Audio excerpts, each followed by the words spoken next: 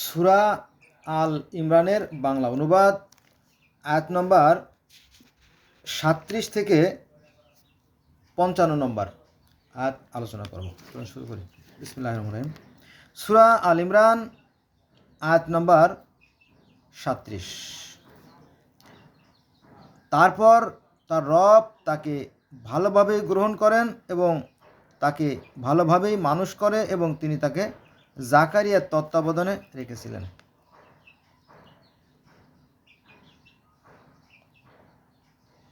যখনই জাকারিয়া তার সঙ্গে তার কক্ষে দেখা করতে যেত, অর্থাৎ মরিয়মের কক্ষে যেত, তখনই তার নিকট খাদ্য সামগ্রী দেখত। সে বলতো, অর্থাৎ জাকারিয়া বলতো, হে মরিয়ম, উহা কোথা থেকে পেলে? জাকারিয়া নবী মরিয়মকে প্রশ্ন করত যে, এই মরিয়ম, এই যে খাদ্য সামগ্রী এগুলো কোথা থেকে আসছে? সে বলতো, অর্থাৎ মরিয়ম বলতো, উহা আল্লাহর কাছ থেকে। নিশ্চয়ই আল্লাহ যাকে ইচ্ছে অশেষ জীবিকা দান করেন। সূরা আল ইমরান আয়াত নম্বর 38। এখানে বলা হয়েছে, যেখানেই জাকারিয়া তার রবের নিকট প্রার্থনা করে বলল, সেখানেই জাকারিয়া তার রবের নিকট প্রার্থনা করে বলল, হে আমার রব, আমাকে তুমি আমার নিকট থেকে সৎ বংশধর দান করো, নিশ্চয়ই তুমি প্রার্থনা শ্রবণকারী। সূরা আল ইমরান আয়াত নম্বর 39। যখন, অর্থাৎ জাকারিয়া যখন কক্ষে নামাজরত ছিলেন, তখন ফেরেশতাগণ তাকে বলল, অর্থাৎ জাকারিয়াকে ফেরেশতারা বলল, নিশ্চয়ই আল্লাহ আপনাকে ইয়াহিয়ার সুসংবাদ দিতেছেন, সে হবে আল্লাহর বাণীর সমর্থক, নেতা হবে, জিতেন্দ্রীয় হবে এবং পুণ্যবানদের মধ্যে একজন নবী হবে। সূরা আল ইমরান আয়াত নম্বর 40। সে বলল, অর্থাৎ জাকারিয়া বলল, হে আমার রব, আমার পুত্র হবে কি করে? আমার তো বার্ধক্য এসেছে এবং আমার স্ত্রীও বন্ধ্যা। তিনি বললেন, অর্থাৎ আল্লাহ বললেন, এভাবেই আল্লাহ যাকে ইচ্ছে তা করেন। রবকে অধিক স্মরণ করবে এবং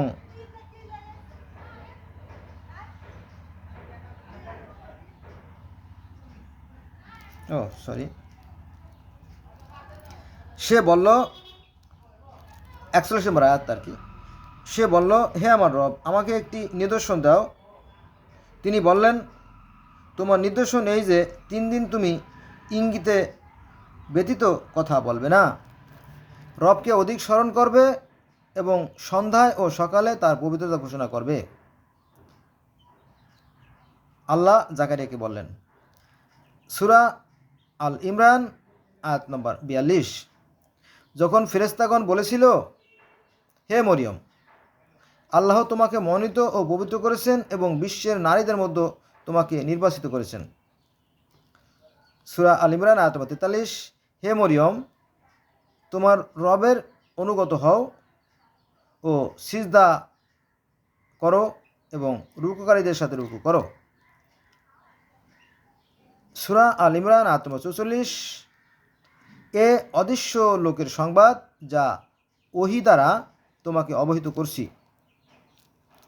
তুমি তাদের নিকট ছিলে না যখন তারা কলম নিক্ষেপ করেছিল। মরিয়মের তত্ত্বাবধানের দায়িত্ব কে নেবে? এবং যখন তারা এ ব্যাপারে বাদানুবাদ করেছিল, তখনও তুমি তাদের কাছে ছিলে না। সূরা আল ইমরান আয়াত নম্বর 45। যখন ফেরেশতাগণ বলল, হে মরিয়ম, আল্লাহ নিজের পক্ষ থেকে তোমাকে একটি সুসংবাদ দিচ্ছেন, যার নাম হবে মসীহ, মরিয়ম ও মুসা। অর্থাৎ মরিয়মের গর্ভে সন্তান আসার আগেই আল্লাহ পাক তার নাম নির্ধারণ করে দিচ্ছেন, যে যখন বলল, হে মরিয়ম, আল্লাহ নিজ থেকে তোমার একটি সুসংবাদ দিচ্ছেন, আর তা হলো যার নাম হবে মসীহ মরিয়ম পুত্র ঈসা, সে হবে ইহকাল ও পরকালের সম্মানিত, অর্থাৎ খ্রিস্টানদের যে ঈসা নবী বা যিশু নবী, তিনি ইহকালেও যেমন সম্মানিত, পরকালেও সম্মানিত হবে, সে কথা আল্লাহ বলতেছেন, এবং সান্নিধ্য প্রাপ্ত গণের অন্যতম। সূরা আল ইমরান আয়াত নম্বর 46। সে শৈশবে ও পরিণত বয়সে মানুষের সাথে কথা বলবে এবং সে হবে পুণ্যবানদের একজন।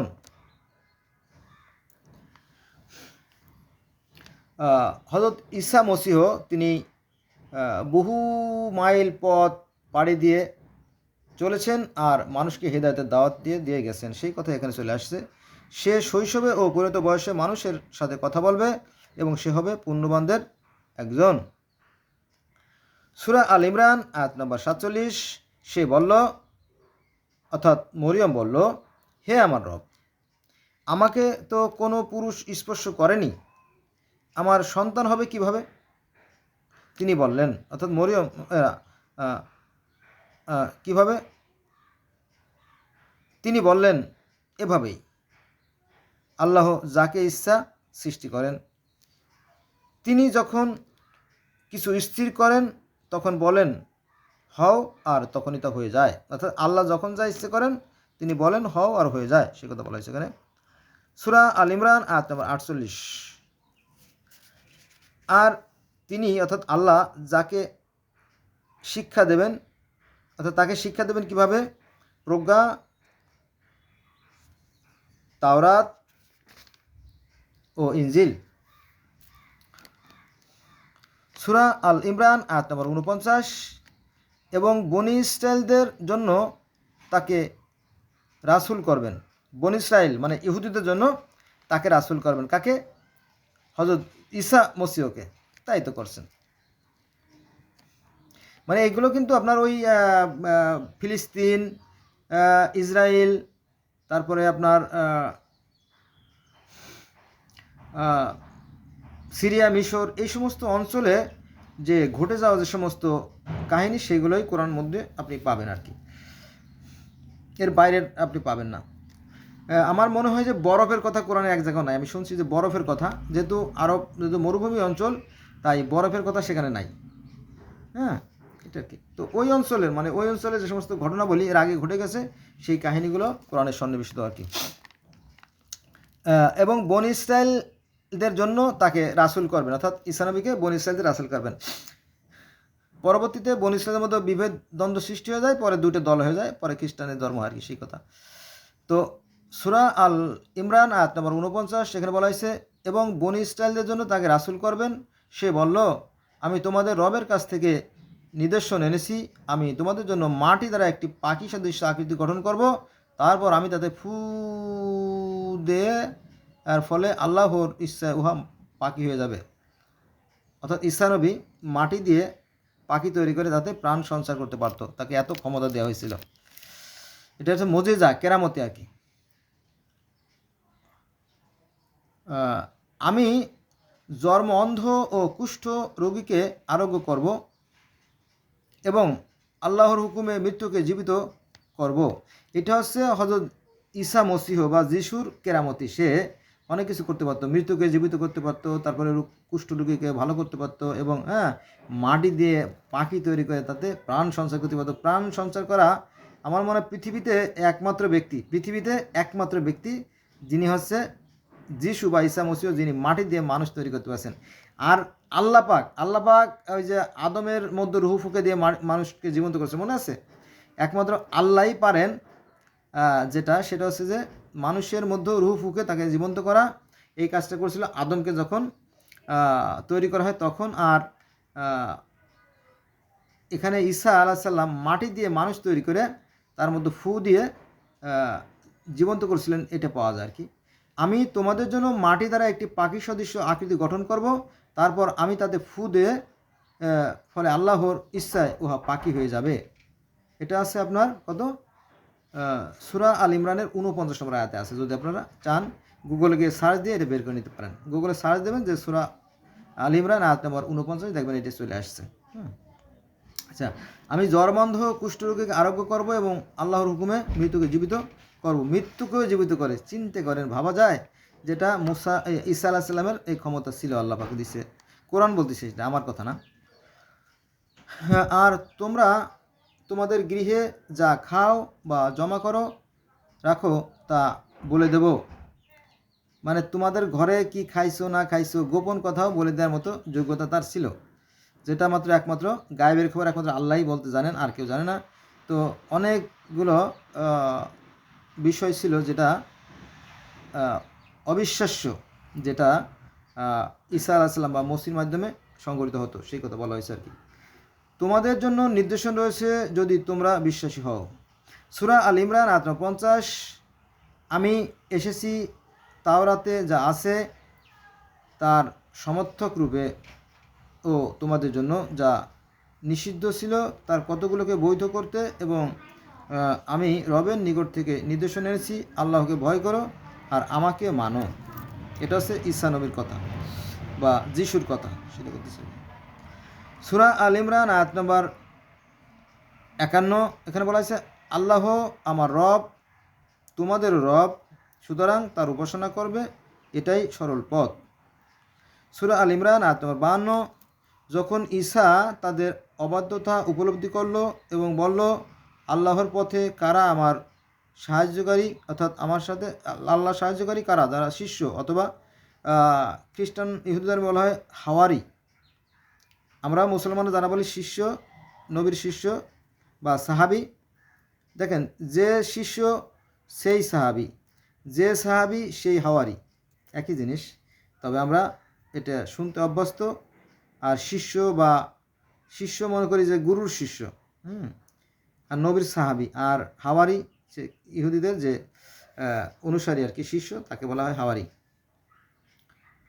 আমরাই আল্লাহর পথে সাহায্যকারী, আমরা আল্লাহতে বিশ্বাসী, আমরা মুসলমান, তুমি সাক্ষী থেকো।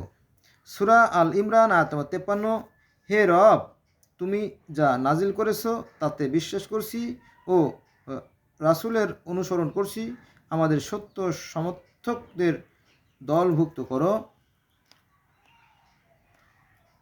সূরা আল ইমরান আয়াত নম্বর 54, তারা সততা করলো। সততা মানে কি? চালাকি, চতুরতা, বাটপাড়ি, ভণ্ডামি, প্রতারক, জুচ্চুরি, চগলখুরি, অনেক কিছু বলা যায়, তাই না? সততা মানে কি?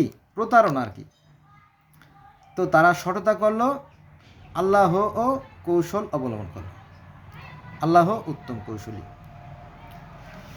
সূরা আল ইমরান আয়াত 55, যখন আল্লাহ বললেন হে ঈসা, নিশ্চয়ই আমি তোমার কাল পূর্ণ করছি এবং তোমাকে তুলে নিচ্ছি এবং কাফেরদের মধ্য থেকে তোমাকে পবিত্র করছি, আর তোমার অনুসারীদেরকে কিয়ামত পর্যন্ত কাফিরদের উপরে জয়ী করব, অতঃপর আমার কাছে তোমার প্রত্যাবর্তন ঘটবে, তারপর যে বিষয়ে তোমাদের মতান্তর ঘটছে তার মীমাংসা করে দেব।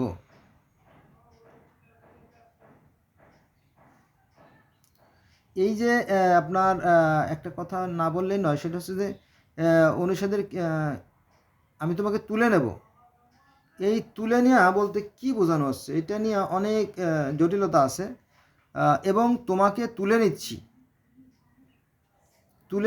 তোমাকে তুলে নিচ্ছি, এখানে জীবন্ত নাকি দেহ সহ, এই বিষয়টা নিয়ে অনেক মতভেদ আছে। এটা মতভেদ আছে এরকম কি, যে কেউ বলে যে অনেকগুলো মতভেদ আছে। কেউ বলে ঈসা নবীকে শুলে চড়ানো হয়েছিল, চড়ানোর পরে তার যে হাওয়ারি মানে 12 জন যে সাহাবী ছিল, শিষ্য ছিল, তারা তাকে উদ্ধার করে নিয়ে আসে এবং সেখান থেকে সে গোপনে পালাইয়া ভারতের শ্রীনগরে, কাশ্মীরের শ্রীনগরে চলে যায় এবং সেখানে পালিয়ে গিয়ে ধর্ম প্রচার করে এবং সেখানে মারা যায়, এবং ঈসা নবীর মাজার আছে। এটা হচ্ছে আমাদের মুসলমানদের মধ্যে একটা গ্রুপ আছে, তারা এটা বিশ্বাস করে এবং এটা প্রমাণিত সত্য। এই বিষয়ে অনেকে, যেমন রাশিয়ার কিছু লেখক, তারপরে জাপানের কিছু লেখক, চীনের কিছু লেখক সহ ভারতের কিছু লেখক, অনেকেই মত প্রকাশ করছে এবং লিখে দিয়েছে হ্যাঁ ঘটনা সত্যি, ঈসা নবী ইসের থেকে ওই জেরুজালেম থেকে পালাইয়া ভারতের কাশ্মীরের শ্রীনগরে চলে আসছিল এবং সেখানে ঈসা নবীর মাজার আছে, কবর আছে, ঈসা নাম লেখা আছে কবরে। এই হলো বিষয়। তো এই বিষয়গুলো আবার যারা খ্রিস্টান পাদ্রী যারা আছে তারা এটা মানতে রাজি না, মানলে তাদের মান থাকে না, এই আর কি। এই নিয়ে একটা মতভেদ আছে। তারপরে দ্বিতীয় মতবাদ হচ্ছে যে ঈসা নবীকে শুলে চড়ানো হয়েছিল। শুলে চড়ানোর পরে সে মারা যায়। মারা যাওয়ার পরে তাকে একটা কবরের মধ্যে রাখা হয়েছিল। সেই কবরটা কিন্তু আপনারা দেখবেন, কবরটা আছে, যে কবরের মধ্যে রাখা হয়েছিল পাথর দিয়ে আটকে। পরে 2-3 দিন পরে দেখা গেছে সে লাশ নাই, অদৃশ্য হয়ে গেছে। তো 3 দিন পরে সে জীবিত হয়ে গেছে। জীবিত হওয়ার পরে আরও কয়েকজন সাথী সঙ্গীতের সাথে দেখা করছে। দেখা করে তারপরে সে আকাশে চলে গেছে এবং ঈশ্বরের হাতের ডান পাশে গিয়ে বসছে। এখন কে দেখছে, কিভাবে নেছে, এই বিষয়টা কিন্তু নাই, উল্লেখ নাই, তবে নিয়ে গেছে আর কি এবং উপরে গেছে, এই কথা বলা আছে। আর এক দল বলছে যে তাকে হত্যা করা হয়েছে। নানান মত, এই ঈসা সম্পর্কে নানান মত, প্রকৃত সত্য আমরা জানি না, আল্লাহ ভালো জানেন। এখন কোনটা বিশ্বাস করবেন? এখন এই তুলে নেওয়া, কোরআনে আছে তুলে নেওয়ার ব্যাপারে, তুলে নেওয়া, এখন কি তাকে সশরীরে তুলে নেওয়া হয়েছে নাকি তার রুহকে? সবাইকে তো তুলে নেয়। আমরাও বলি অনেক সময় যে আল্লাহ আল্লাহ এই দুনিয়া আর ভালো লাগে না, তুমি আমাকে তুলে নাও, তাই না? অনেক মুরব্বীরা বয়স হয়ে গেছে, আর সহ্য হয় না, তুমি আমাকে তুলে নাও। একটা গল্প বলি না, ছোট্ট একটা গল্প বলি। একবার এক বুড়ির স্বামী নাই, ছেলে নাই, ভীষণ কষ্ট, এই মানুষের কাছে চেয়ে চিনতে অনেক কষ্ট করে করে খায়। তো একবার উনি একটা জ্বালানি কাঠের বোঝা বসছিল, তবে ভারী কাঠের বোঝা, অনেক দূর থেকে নিয়ে এসেছিল। তখন বলতেছিল যে হে আল্লাহ, কত মানুষ মরে, তুমি আমারে সহে দাও না, আজরাইল কি আমার সহে দেয় না? তো এই কিছু সময় পরেই আজরাইল এসে হাজির। বুড়িমা, তুমি আমার ডাকছো? বলো তুমি কে বাবা? বলে তুমি না আজরাইল ডাকছো, তুমি বললে আজরাইল কি আমার চোখে থাকে না? আমি হলো আজরাইল, আমি মানুষের রুহু কবজ করি। তখন বুড়ি কাঁপ শুরু হয়ে গেছে, বুড়ি কাঁপতেছে। বুড়ি কাঁপা বলতেছে বাবা, আমি তোমার ডাকছি ঠিকই, কিন্তু আমার জান নিতে ডাকি নাই, আমার এই বোঝাটা একটু আমার মাজার উপরে তুলে দাও, বুঝছেন? মৃত্যুর ভয় সবারই আছে। এখন এই যে তুলে নেওয়া, কে দেখছে সে ব্যাপারে কোনো মানে কে কে সাক্ষী ছিল, বা সেখানে সাহাবীরা ছিল কিনা, শিষ্যরা ছিল কিনা, হাইয়েরা ছিল কিনা, কতজন ছিল, এই ব্যাপারে কোনো কিছু নাই। তবে এই তুলে নেওয়াটা অনেক জায়গা আছে কোরআনের, যেমন নূহ নবীর বেলা আছে, তারপরে নবী মুহাম্মদ ইসলামের বেলা আছে, ঈসা নবীর বেলা আছে, অনেকের বেলায় এভাবে আছে যদি আপনারা দেখতেন। তো আজকে এই পর্যন্ত রইল। সবাই ভালো থাকবেন, ধন্যবাদ সবাইকে।